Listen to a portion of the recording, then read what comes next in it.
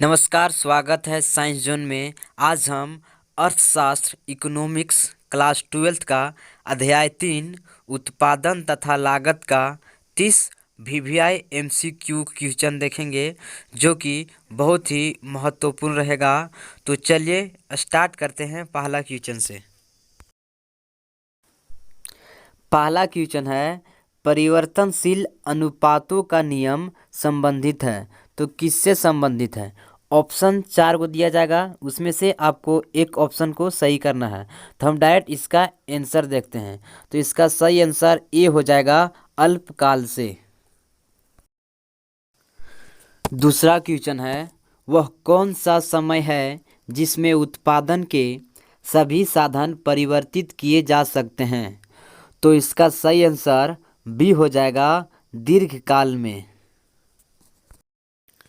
Question number तीसरा है, उत्पादन में वृद्धि के साथ साथ कुल लागत एवं कुल परिवर्तनशील लागत में अंतर है। तो कैसा अंतर है?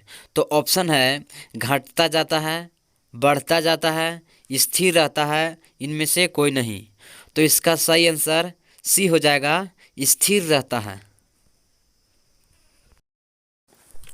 चौथा क्वेश्चन है, उत्पादन फलन में उत्पादन किसका फलन है?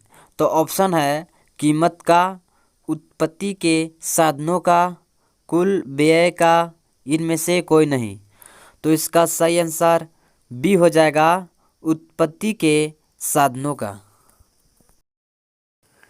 पांचवा क्वेश्चन है, मौद्रिक लागत में निम्नलिखित में किसे सम्मिलित किया जाता है? तो ऑप्शन है, सामान्य लाभ, व्यक्त लागत, अव्यक्त लागत, उपर्युक्त सभी।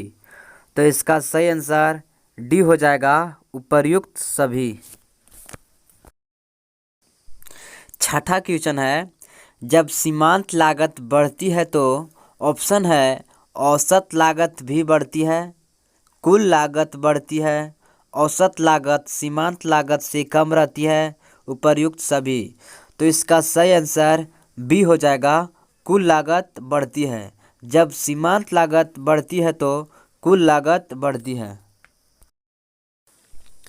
क्वेश्चन नंबर 7 है, उत्पादन संभावना वक्र की अवधारणा जुड़ी है। तो किससे जुड़ी है? तो ऑप्शन है, सैमुअल्सन से, मार्शल से, हिक्स से, रॉबिन्स से।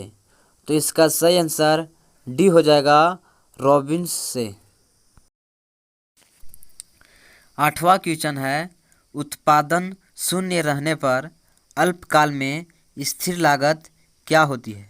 तो ऑप्शन है, शून्य हो जाती है, धनात्मक रहती है, ऋणात्मक हो जाती है, इनमें से कोई नहीं। तो इसका सही आंसर बी हो जाएगा, धनात्मक रहती है। नवां क्वेश्चन है, उत्पादन का सक्रिय साधन है। तो उत्पादन का सक्रिय साधन क्या है? तो ऑप्शन है, पूंजी, श्रम, भूमि, सभी।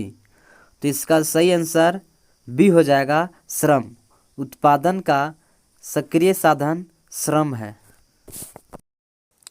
10वां क्वेश्चन है, औसत लागत वक्र का आकार होता है। तो कैसा होता है? तो ऑप्शन है, यू अक्षर जैसा, एक्स अक्षर जैसा, अक्ष के समांतर रेखा, इनमें से कोई नहीं। तो इसका सही आंसर ये हो जाएगा, यू अक्षर जैसा। क्वेश्चन नंबर 11 है, स्पष्ट लागतों में शामिल है। तो क्या क्या शामिल है? तो ऑप्शन है, कच्चे माल की कीमत, श्रमिकों की मजदूरी, उधार पूंजी पर ब्याज, उपर्युक्त सभी। तो इसका सही आंसर डी हो जाएगा, उपर्युक्त सभी। स्पष्ट लागतों में सभी शामिल है। क्वेश्चन नंबर 12 है, निम्नलिखित में से किस लागत वक्र का आकार यू की भांति होता है? तो ऑप्शन है, औसत लागत, औसत परिवर्तनशील लागत, सीमांत लागत, उपर्युक्त सभी। तो इसका सही आंसर डी हो जाएगा, उपर्युक्त सभी। क्वेश्चन नंबर 13 है, अवसर लागत का वैकल्पिक नाम क्या है? तो इसका सही आंसर ए हो जाएगा आर्थिक लागत। अवसर लागत का वैकल्पिक नाम आर्थिक लागत है। क्वेश्चन नंबर 14 है, उत्पादन के साधन क्या है? तो ऑप्शन है भूमि, श्रम, पूंजी, सभी। तो इसका सही आंसर डी हो जाएगा सभी। उत्पादन के साधन सभी है, भूमि, श्रम, पूंजी। क्वेश्चन नंबर 15 है, औसत स्थिर लागत वक्र अक्षों को ऑप्शन है नहीं छूता है, छूता है, समांतर रहता है, इनमें से कोई नहीं। तो इसका सही आंसर ए हो जाएगा नहीं छूता है। औसत स्थिर लागत वक्र अक्षों को नहीं छूता है। क्वेश्चन नंबर 16 है, एक फर्म को लाभ मिलता है तो कब मिलता है? तो ऑप्शन है ए आर बड़ा होता है ए सी से, ए आर छोटा होता है ए सी से, ए आर बराबर ए सी होता है, इनमें से कोई नहीं। तो इसका सही आंसर ए हो जाएगा ए आर बड़ा होता है ए सी से, तब एक फर्म को लाभ मिलता है। क्वेश्चन नंबर 17 है, पैमाने के प्रतिफल की कितनी अवस्थाएं होती है? तो ऑप्शन है 3, 4, 5, 2। तो इसका सही आंसर ये हो जाएगा 3। पैमाने के प्रतिफल की 3 अवस्थाएं होती है। क्वेश्चन नंबर 18 है, कौन सी लागत शून्य नहीं हो सकती है? तो ऑप्शन है स्थिर लागत, औसत लागत, सीमांत लागत, सभी। तो इसका सही आंसर ए हो जाएगा स्थिर लागत। स्थिर लागत कभी शून्य नहीं हो सकती है। क्वेश्चन नंबर 19 है, औसत आगम को कहते हैं तो क्या कहते हैं? तो ऑप्शन है कीमत, पूंजी, श्रम, सभी। तो इसका सही आंसर ए हो जाएगा कीमत। औसत आगम को कीमत कहते हैं। क्वेश्चन नंबर 20 है, किसी वस्तु की प्रति इकाई बिक्री से एक उत्पादक को प्राप्त राशि क्या कहलाती है? तो ऑप्शन है कुल आगम, औसत आगम, सीमांत आगम, औसत लागत। तो इसका सही आंसर ए हो जाएगा कुल आगम। क्वेश्चन नंबर 21 है, अवसर लागत को क्या कहा जाता है? तो ऑप्शन है बाध्य लागत, आंतरिक लागत, हस्तांतरण आय, मौद्रिक लागत। तो इसका सही आंसर सी होगा हस्तांतरण आय। अवसर लागत को हस्तांतरण आय कहा जाता है। क्वेश्चन नंबर 22 है, अवसर लागत को निम्नलिखित नाम से भी संबोधित किया जाता है। तो कौन कौन से नाम से संबोधित किया जाता है? तो ऑप्शन है वैकल्पिक लागत, हस्तांतरण आय, त्याग, सभी। तो इसका सही आंसर डी होगा सभी। अवसर लागत को सभी नाम से संबोधित किया जाता है।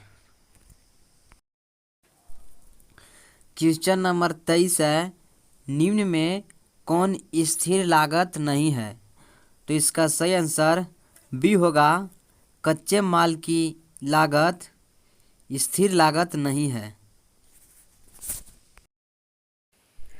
क्वेश्चन नंबर 24 है, उत्पादन कर में वृद्धि से किसी वस्तु की पूर्ति में क्या होगी?